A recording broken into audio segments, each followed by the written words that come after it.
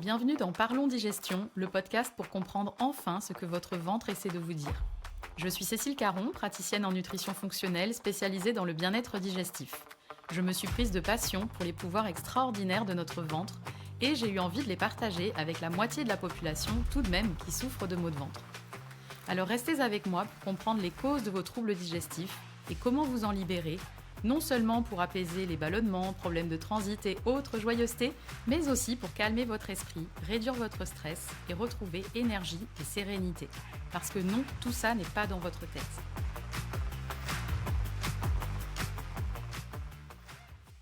Bonjour et bienvenue dans ce nouvel épisode de Parlons Digestion, dans lequel on va parler aujourd'hui de l'estomac. On va parler des différents déséquilibres autour de l'estomac, donc les brûlures, les remontées acides, les lourdeurs, les rots, etc., etc. Si c'est des problématiques que vous rencontrez, que vous connaissez régulièrement, on vous a certainement toujours dit, et vous avez aussi certainement toujours pensé, que c'était à cause de trop d'acidité au niveau de l'estomac. Mais ce que je vais vous expliquer aujourd'hui va peut-être vous surprendre parce que dans la majorité des cas que je vois en consultation, c'est exactement l'inverse qui se passe. Le problème, c'est que quand on connaît ces brûlures, ces remontées acides, etc., et qu'on pense que c'est trop d'acidité, du coup, tout ce qu'on fait habituellement pour calmer ces brûlures, ça peut être complètement contre-productif et même aggraver le problème sur le long terme. Et pour vous éviter de faire ces erreurs plus longtemps, on va comprendre dans cet épisode ce qu'il se passe vraiment dans votre estomac et surtout ce que vous pouvez faire concrètement si vous avez ces problématiques de brûlure, de lourdeur, de remontée acide, d'euro, etc. Alors c'est parti. Quand on parle des problèmes digestifs, on parle beaucoup de microbiote, d'intestin, d'hyperperméabilité intestinale, mais malheureusement, on oublie souvent cette étape qui est celle de l'estomac. Si l'estomac ne fait pas correctement son travail, c'est toute la digestion en aval de l'estomac qui va être perturbée, c'est-à-dire tout ce qui est intestin, microbiote, bref, tout ce que je viens de citer, l'hyperperméabilité intestinale, etc.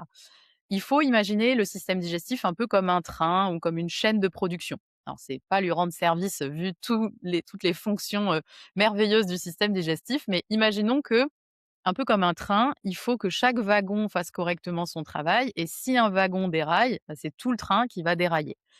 Le système digestif, il va du haut vers le bas et il commence par la bouche, puis l'œsophage, l'estomac, etc., les intestins, etc. Donc, si au début, déjà, la première étape dans la bouche, vous ne mâchez pas correctement, vous n'avez pas assez de salive, vous n'avez pas assez d'enzymes au niveau de la bouche, puisqu'il y en a déjà quelques-unes, vous n'avez pas un microbiote buccal qui est équilibré, etc., ben ça va déjà faire dérailler cette première étape. Et ensuite, ça va avoir des répercussions sur l'estomac qui va ne pas pouvoir faire correctement son travail, ce qui va déséquilibrer le reste. Bref, vous avez compris le principe. Donc l'estomac, c'est souvent une étape qui est un peu négligée parce que quand on a des problèmes digestifs et qu'on a vraiment des ballonnements, des gaz, bah forcément, on se concentre sur les intestins, sur le microbiote. Et c'est pas une erreur. Mais il faut imaginer que les problèmes digestifs, en tout cas retrouver une digestion, une bonne digestion, ça se fait dans un ordre précis. Et si on saute l'étape de l'estomac, ben, on va pouvoir avoir des améliorations, mais souvent ça ne va pas durer, ou alors on va avoir des améliorations qui seront partielles. Donc dans cet épisode, on va voir ensemble le rôle réel de l'estomac et de l'acidité au niveau de l'estomac, c'est là la clé. Pourquoi finalement souvent on manque d'acidité et pas le contraire, contrairement à ce qu'on pense. L'effet domino aussi dans tout le système digestif, ce que je viens un petit peu d'introduire et de vous expliquer rapidement. Et puis ce que vous pouvez faire concrètement, dont un test dont je vais vous parler et que vous pourrez faire dès demain matin grâce à un ingrédient que vous avez certainement dans votre cuisine. Comme toujours, je suis convaincue que c'est capital d'avoir quand même des notions clés, de comprendre un petit peu de quoi on parle, sans rentrer forcément dans des détails extrêmes, pour que vous puissiez faire des choix éclairés pour vous-même. Alors, à quoi ça sert l'acidité gastrique au niveau de l'estomac, puisque c'est en l'occurrence aujourd'hui, c'est de ça dont on va parler. La première fonction de l'estomac, c'est de digérer les protéines. Si on n'a pas assez d'acidité, il y a une enzyme qui permet de dégrader les protéines qui ne va pas être activée et on va se retrouver avec des protéines au niveau de l'estomac qui seront partiellement digérées et qui vont ensuite aller partiellement digérer dans le reste de la digestion, donc dans les intestins, et qui vont créer de l'inflammation. On va en parler après. Mais la deuxième fonction de l'acidité au niveau de l'estomac, c'est de désinfecter les aliments. C'est vraiment le pédiluve à la piscine. J'aime bien me prendre cet exemple parce que c'est assez parlant. C'est-à-dire que tout ce qu'on va manger, forcément, ça contient des bactéries, des virus, des parasites, etc. Même quand on les lave. Alors forcément, de les laver, ça aide, mais ça n'enlève pas tout. Et l'acidité au niveau de l'estomac, elle doit être volontairement très acide pour justement nettoyer, enfin empêcher ces, pathogènes d'aller plus loin dans le système digestif et de nous affecter. Et sans cette barrière-là, bah, c'est vraiment la porte ouverte à tous les pathogènes. C'est pour ça que quand on n'a pas assez d'acidité au niveau de l'estomac, on peut avoir plus facilement des intoxications alimentaires, par exemple. Et la troisième fonction de l'acidité au niveau de l'estomac, c'est une fonction de signalisation. Il faut imaginer que c'est l'acidité, dans ce cas-là, sert un peu comme un messager pour aller informer d'autres étapes de la digestion qu'il y a quelque chose qui arrive, des aliments qui arrivent qu'il va falloir digérer. Donc là, en l'occurrence, l'acidité va envoyer des signaux à certaines cellules des intestins qui, elles, vont produire des hormones qui vont aller, ces hormones vont passer dans le sang et vont aller jusqu'au pancréas, jusqu'à la vésicule biliaire, qui sont ces annexes de la digestion, pour leur dire attention, il y a des aliments qui arrivent, préparez-vous à digérer. Et donc, grâce à ce signal, bah, le pancréas va produire correctement des enzymes pancréatiques pour digérer les différents types d'aliments et la vésicule biliaire va pouvoir produire de la bile. Donc, sans assez d'acidité au niveau de l'estomac, vous voyez que déjà, il y a une cascade sur le reste de la digestion. On va pas avoir assez de bile, donc on va mal digérer les graisses. On va avoir moins d'enzymes au niveau du pancréas. Et ça fait une digestion qui est incomplète et on se retrouve avec des lourdeurs, avec des ballonnements, avec des gaz, avec des problèmes de transit, avec de l'irritation au niveau des intestins, donc ça peut faire des douleurs, avec potentiellement ça déclenche une hyperperméabilité, de l'inflammation, etc. Bref, c'est la cascade. C'est un élément qui dysfonctionne et ça a des répercussions sur tout le reste. Ça, c'était pour les trois grandes fonctions de l'acidité gastrique. Maintenant, il faut quand même avoir en tête un concept qui est important, c'est que si cette acidité est tellement importante qu'elle est capable de tuer des pathogènes, de digérer, de grignoter littéralement des matières qu'on a avalées, bon, on pourrait s'auto-digérer, ça pourrait digérer aussi les parois de notre estomac. Heureusement, la paroi de notre estomac, normalement, quand tout est équilibré, elle est protégée par une couche de mucus. C'est vraiment ce gel un petit peu qui est aussi présent dans les intestins, qui va permettre de protéger la paroi pour justement éviter qu'on s'auto-digère. Et le problème, c'est que quand cette barrière de mucus, elle est fragilisée, c'est là aussi que les brûlures apparaissent, puisque c'est là, en l'occurrence, que notre acidité va aller grignoter, commencer à grignoter la paroi de notre estomac. Donc là, on comprend que ces sensations qu'on peut ressentir de brûlure au niveau de l'estomac ne sont pas forcément dues à un excès d'acide. Parfois, on a assez d'acidité au niveau de l'estomac, suffisamment pour nous permettre de digérer correctement les protéines, pour désinfecter, etc., pour envoyer les bons signaux, tout ce que je viens d'expliquer avant. Mais par contre, c'est notre paroi de l'estomac qui est fragilisée et qui n'est plus assez robuste. Il n'y a plus assez de couches de mucus pour nous protéger justement de cet acide. Et c'est là qu'on a ces sensations de brûlure. Donc, l'intégrité de notre paroi de l'estomac, elle est vraiment à prendre en compte et elle est capitale dans toute cette histoire de brûlure, remontée, lourdeur, etc.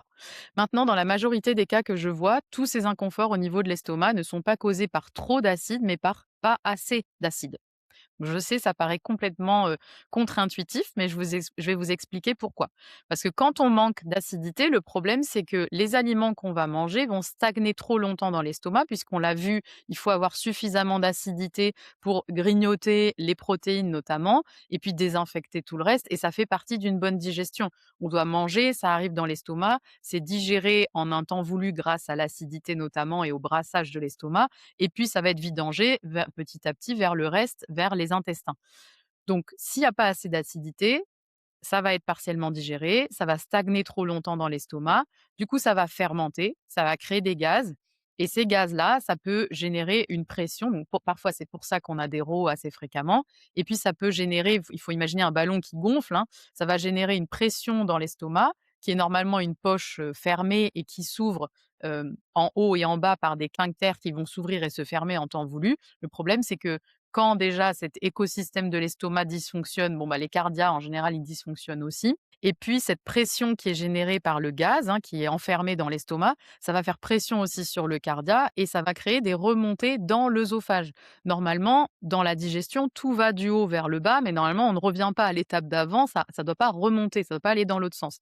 Là, le problème, c'est que ce gaz-là dans l'estomac va créer une pression qui va pousser le contenu de l'estomac vers le haut. C'est pour ça qu'on peut avoir des remontées acides. Maintenant qu'on a vu que le manque d'acidité pouvait générer ces différents problèmes au niveau de l'estomac, on va voir, bah, d'où peut venir ce manque d'acidité. Pourquoi on peut avoir, trop peu d'acidité au niveau de l'estomac? Petit disclaimer avant d'aller plus loin parce que je ne l'ai pas fait avant, c'est que dans cet épisode, je parle du manque d'acidité comme cause de brûlures, de remontées acides, de problématiques au niveau de l'estomac, parce que c'est les cas de figure que je vois le plus souvent. Aussi parce que c'est contre-intuitif et qu'en général, quand on a ces problématiques-là d'acidité, de brûlure, on va se dire: «Bah, j'ai trop d'acide» et donc on va tout faire pour baisser l'acidité alors que c'est déjà la cause du problème. Mais je ne dis pas non plus que ça n'existe pas les cas où ces problématiques d'estomac, ces problèmes d'estomac sont liés à trop d'acidité. Évidemment que ça existe aussi. Donc cet épisode-là, comme chaque épisode de Parlons Digestion, ne remplace évidemment pas, un accompagnement individuel, ni un suivi avec votre médecin. Les 2 sont importants et ça permet vraiment d'individualiser et d'aller voir la vraie cause de votre problématique. Voilà, disclaimer terminé. Ceci étant dit, revenons aux causes du manque d'acidité.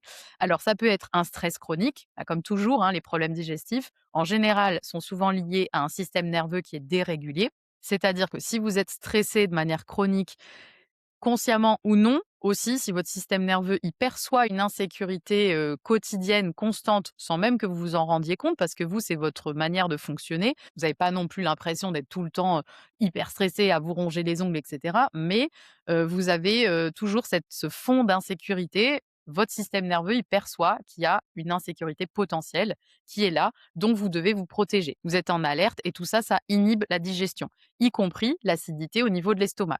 Le vieillissement aussi, bah, ça c'est naturel, plus on vieillit, plus on a de chances de manquer d'acidité au niveau de l'estomac. C'est pour ça qu'il faut, pour bien vieillir, c'est important de prendre soin de sa digestion de manière globale, de prendre soin de son estomac et de ce que je vais aussi évoquer après, d'avoir une alimentation et une hygiène de vie qui soutiennent la bonne acidité, la bonne digestion. Aussi, on s'en doute, la prise prolongée d'antiacides ou d'IPP, d'inhibiteurs de la pompe à protons, évidemment, c'est leur but, hein, donc ils vont baisser l'acidité, sauf que quand on en prend trop longtemps, au bout d'un moment, bah, l'acidité ne remonte plus dans l'estomac. Alors je ne dis pas qu'il ne faut pas prendre, d'antiacides, d'IPP et encore une fois, si vous êtes suivi par votre médecin, à respecter, s'il vous plaît, ce que votre médecin vous a dit. N'arrêtez surtout pas les IPP du jour au lendemain, ça, il faut vraiment surtout pas le faire. On peut avoir un effet rebond qui est encore pire. Maintenant, c'est bien marqué sur les médicaments, ces types de médicaments-là, que ça doit être utilisé sur une courte période. Malheureusement, parfois, comme on n'a pas d'autre solution, on les utilise vraiment de manière prolongée et ça devient problématique et ça déséquilibre complètement l'estomac. Aussi, l'hypothyroïdie, on n'y pense pas forcément, mais quand on a une thyroïde qui est trop lente, qui fonctionne de manière ralentie, la thyroïde va ralentir finalement l'ensemble des fonctions métaboliques du corps. La thyroïde, c'est la glande qui va donner le rythme au corps. Si vous êtes en hyperthyroïdie, donc la thyroïde est trop rapide, elle va donner des symptômes d'accélération. Donc vous allez transpirer, vous allez être agité, vous allez avoir de la tachycardie, etc. Si votre thyroïde, au contraire, elle est au ralenti, en hypothyroïdie, là, vous allez avoir tout qui est ralenti. Donc vous risquez d'avoir du brouillard mental, c'est-à-dire, vraiment vous sentez que votre cerveau, il est au ralenti. Vous avez, des problèmes digestifs, vous avez de la constipation, vous avez des ballonnements, des gaz et justement, vous avez aussi pas assez d'acidité au niveau de l'estomac.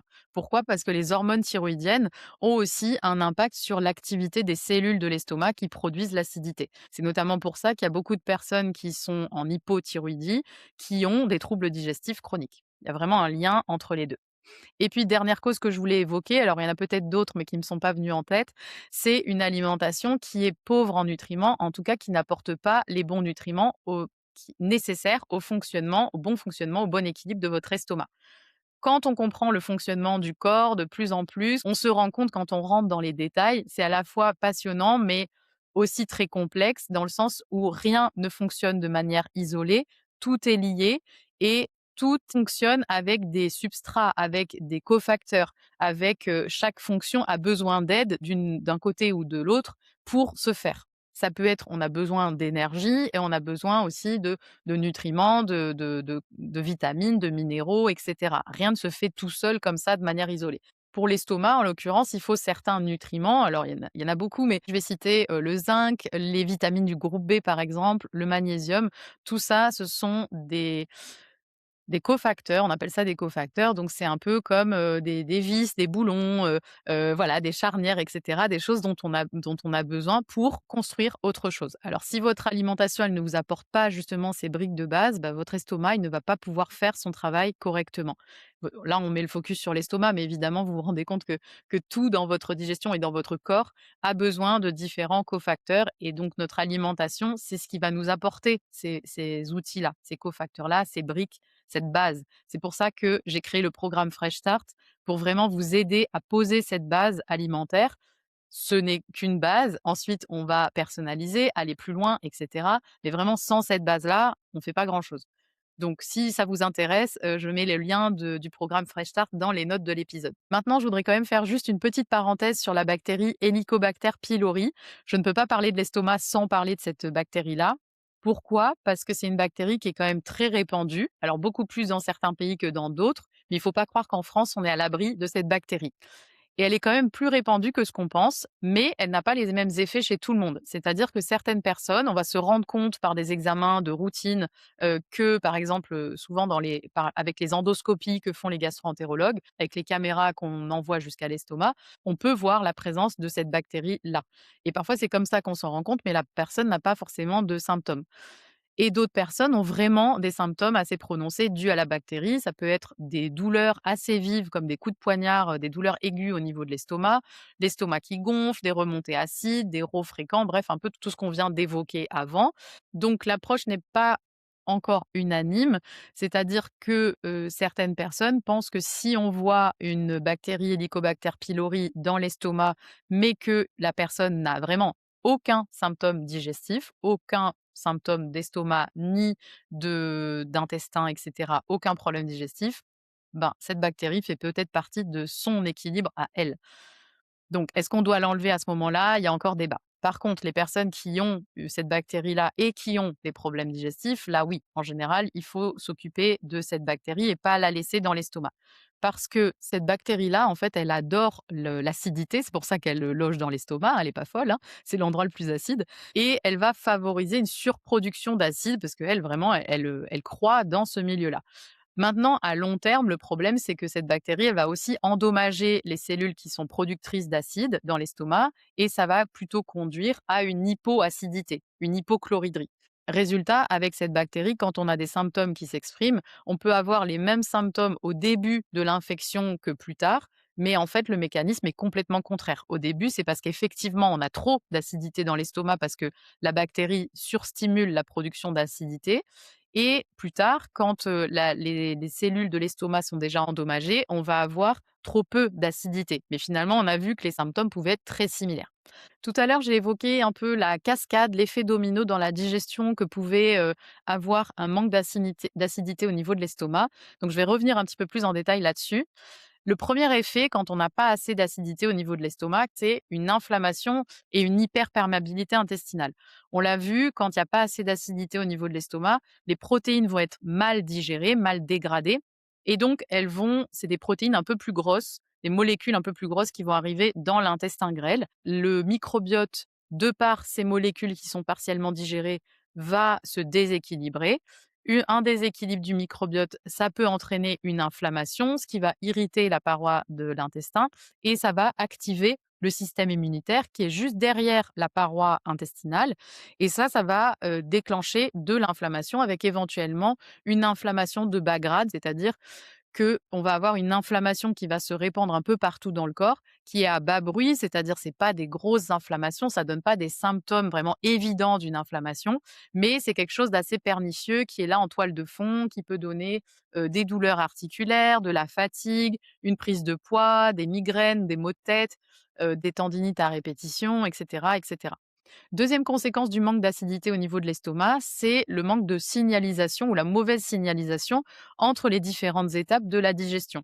Comme je l'ai évoqué un peu tout à l'heure, l'acidité au niveau de l'estomac va envoyer un signal à certaines cellules de l'intestin qui vont sécréter des hormones, qui vont passer dans le sang et là qui vont aller avertir la vésicule biliaire, le pancréas notamment, qu'il faut sécréter de la bile, des enzymes, et cetera, parce que la digestion va se faire.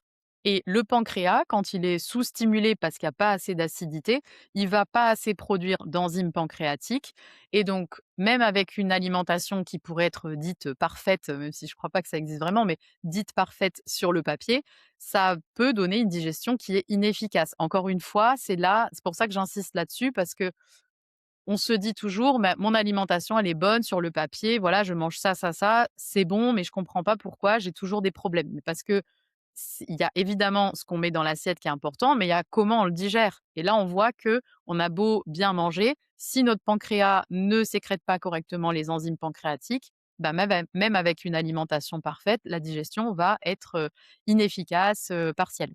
Et troisième conséquence d'un manque d'acidité au niveau de l'estomac, c'est un problème d'absorption. Il faut savoir que certains, nutriments ont besoin de cette acidité dans l'estomac pour être absorbés. C'est le cas notamment de la vitamine B12, du fer et du calcium. Donc quand on a un problème d'anémie, on n'a pas assez de fer, bon, il faut aussi aller voir ce qui se passe au niveau de l'acidité de l'estomac. La B12, pareil. Donc aussi, quand on doit prendre des IPP ou des antiacides pendant trop longtemps, il faut aussi suspecter une carence dans ces nutriments-là, faire des analyses pour vérifier régulièrement et puis se complémenter s'il y a besoin. Finalement, comme on le voit, c'est pas juste une histoire de confort digestif, c'est vraiment toute la chaîne digestive qui va être perturbée, toute la chaîne digestive et nutritionnelle aussi. Ça peut aussi entraîner certaines carences qui vont avoir des répercussions sur le reste. Par exemple, le fer, il est indispensable dans certaines étapes de la détoxification du foie. Donc, si on manque de fer, parce qu'on manque d'acidité gastrique, on va moins bien détoxifier, etc., etc. Donc, c'est important d'aller rééquilibrer tout ça. En parlant de rééquilibrer, justement, qu'est-ce que vous pouvez faire si vous vous rendez compte que vous n'avez pas assez d'acidité au niveau de l'estomac? Alors, à ce stade, c'est peut-être pas encore très clair et vous vous dites: «OK, mais j'ai compris que ça générait plus ou moins les mêmes symptômes, qui est un manque ou un excès d'acidité, mais moi, comment je sais si je suis dans l'un ou l'autre cas de figure?» Alors, je vais vous proposer un test que vous allez pouvoir faire juste après chez vous. Mais évidemment, il y a aussi tous vos symptômes, hein. C'est pour ça que c'est pas juste, une clé ou une autre, c'est évidemment un ensemble de choses, un ensemble de symptômes qui peuvent mettre sur la piste de l'un ou de l'autre. Mais en tout cas, déjà avec le test que je vais vous proposer, ça va vous donner une indication. Et deuxième chose aussi, c'est de remarquer si vos symptômes arrivent plutôt au moment des repas quand vous mangez ou juste après, au moment de la digestion, ou bien arrivent complètement entre les repas quand vous êtes à jeun. Si ça arrive plutôt à jeun entre les repas, c'est plutôt que vous avez en général un excès d'acidité, c'est-à-dire que vous avez trop d'acidité et quand votre estomac est à vide et qu'il n'y a rien à digérer, bah, il est en train de s'auto-digérer. Si vos inconforts, les raux, les douleurs, la sensation que ça gonfle, les lourdeurs, les remontées acides, les brûlures, etc., arrivent plutôt juste au moment où vous mangez, pendant le repas ou juste après, là, c'est plutôt un manque d'acidité. Bon, voilà, donc ça peut aussi vous mettre sur la piste. Alors si vous vous dites: «Bon, bah, moi j'ai l'impression que c'est plutôt un manque d'acidité», là, qu'est-ce que vous pouvez faire concrètement? Première chose, comme toujours, vous allez en avoir marre de m'entendre dire ça, mais c'est d'aller chercher la vraie cause du manque d'acidité. Ça vaut aussi pour l'excès d'acidité que j'ai évoqué avant. Est-ce que c'est un stress chronique ou des traumas qui n'ont pas été libérés, un système nerveux qui est dérégulé? Est-ce que c'est une thyroïde qui est trop lente? Est-ce que c'est une alimentation qui est déséquilibrée?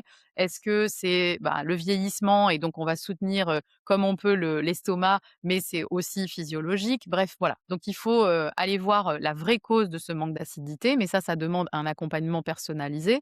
Et si vous avez envie qu'on fasse ce travail ensemble, vous pourrez retrouver les informations sur l'accompagnement que je propose dans les notes de l'épisode. Mais je voulais aussi vous donner des actions concrètes un peu plus immédiates. Première chose, c'est de ne pas diluer les sucs digestifs. C'est pour ça qu'on dit qu'il ne faut pas boire en quantité excessive pendant les repas. Donc avant, pendant et juste après les repas, évitez de trop boire en quantité. Il vaut mieux boire en dehors des repas. Si vous avez vraiment soif pendant le repas, pas de problème, vous buvez un demi-verre, voire un verre. Alors chacun aura son seuil de tolérance aussi, hein, suivant, votre, capacité digestive, suivant votre acidité au niveau de l'estomac. Bah, vous allez pouvoir tolérer peut-être, 3 gorgées, mais pas un verre entier. En tout cas, si vous buvez trop par rapport à votre capacité, ça va diluer l'acidité, les sucs digestifs et ça va, perturber la digestion.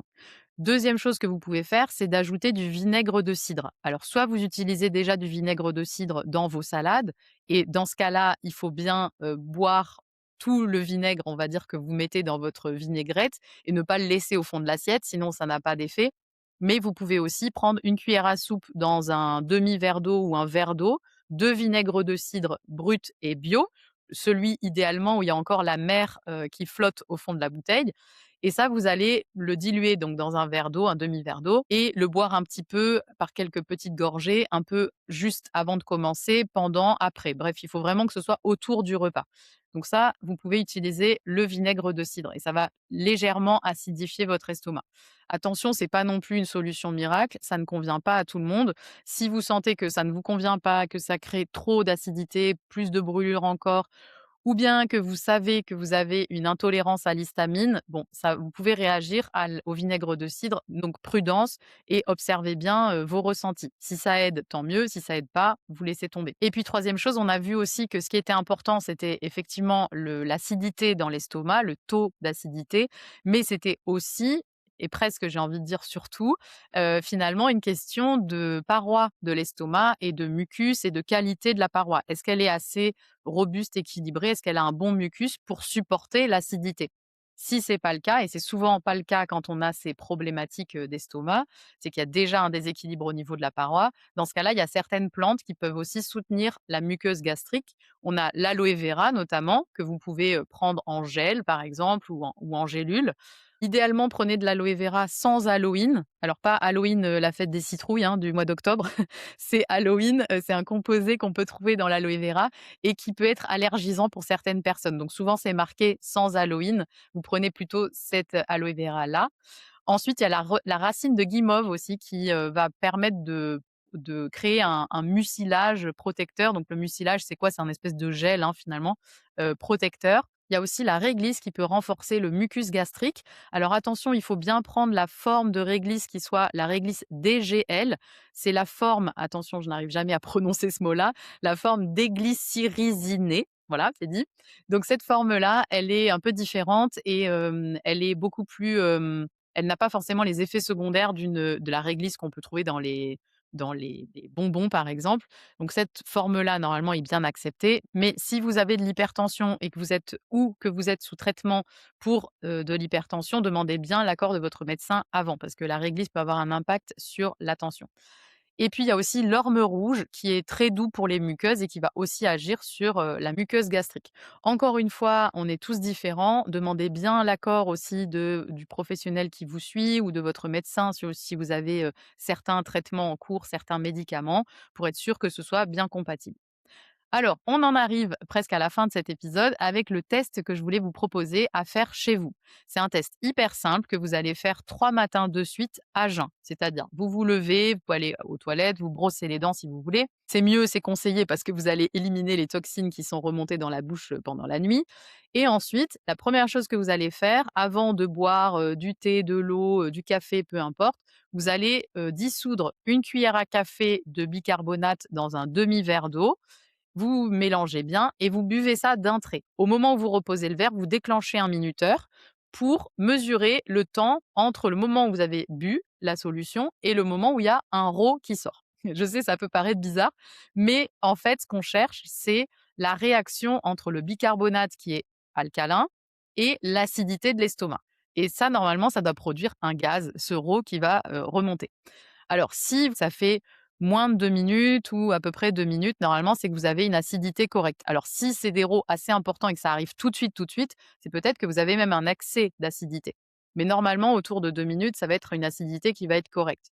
Entre 2 et 5 minutes, vous pouvez probablement avoir un manque d'acidité. Et au-delà de 5 minutes, voire il se passe rien du tout, c'est en général un manque d'acidité important. Maintenant, c'est pas un test non plus à prendre au pied de la lettre, c'est un élément parmi tant d'autres, parmi aussi tous ceux que je vous ai donnés, pour essayer d'identifier s'il y a plutôt une tendance de manque d'acidité, d'excès d'acidité, voilà, pour voir un peu ça. Il faut savoir qu'il n'existe pas vraiment de test fiable pour savoir ce qui se passe au niveau de l'estomac, en tout cas de tests qui soient accessibles et non invasifs. Donc, on a différents, tests qui sont certes pas 100 fiables, c'est-à-dire que ce test de bicarbonate, moi je m'en sers assez souvent, mais encore une fois, comme un indicateur parmi tant d'autres. C'est, pas un test qui marche non plus chez tout le monde parce que certaines personnes vont pas réussir à roter et chez certaines personnes, le gaz va plutôt partir par le bas. Donc, soit vous allez avoir des flatulences, soit il va rien se passer du tout. Mais ce n'est pas parce que vous n'avez pas d'euro juste avec ce test-là que vous pouvez en déduire que vous n'avez pas assez d'acidité. Donc, c'est vraiment un ensemble de choses. Voilà, finalement, l'estomac, c'est un peu l'étape la plus négligée de la digestion, je trouve. On parle beaucoup des intestins, du microbiote, etc. Et moi, la première, parce que je trouve ça fascinant. Mais on l'aura compris, si l'une des premières étapes de la digestion est déséquilibrée, tout ce qui va venir après va l'être aussi. La bonne nouvelle, c'est que en général, c'est pas une fatalité, que votre estomac, il peut se rééquilibrer et comme d'autres étapes dans la digestion, le tout, c'est de trouver la cause de ces déséquilibres et d'aller agir dessus pour rééquilibrer petit à petit, que les rouages se remettent en place. Et ça commence souvent par, des fondations solides, reconstruire des fondations solides, comme je le disais, notamment avec l'alimentation. Donc j'ai parlé de Fresh Start, si c'est un programme qui vous intéresse et que vous voulez justement reposer ces bases alimentaires, ces briques-là, vous pouvez rejoindre le programme Fresh Start. Et ça passe aussi par, une hygiène de vie qui est adaptée. On a parlé du stress, du système nerveux qui a aussi un rôle à jouer là-dedans. Donc on le voit, c'est souvent une base qui doit être revue en fonction des causes qui ont été identifiées. Si cet épisode vous a plu, je vous invite à vous abonner à Parlons Digestion si ce n'est pas déjà le cas et à laisser un commentaire sur votre plateforme d'écoute préférée. Moi, ça m'encourage et ça m'aide aussi à faire connaître Parlons Digestion aux personnes qui en ont besoin et qui ont des problèmes digestifs et qui cherchent aujourd'hui des solutions. Et si vous pensez à quelqu'un dans votre entourage qui a des problèmes digestifs, peut-être des remontées acides, des problèmes au niveau de l'estomac, partagez-lui cet épisode, ça pourrait l'aider à trouver ses propres solutions. Moi, je vous dis à très vite pour un prochain épisode et en attendant, prenez bien soin de vous.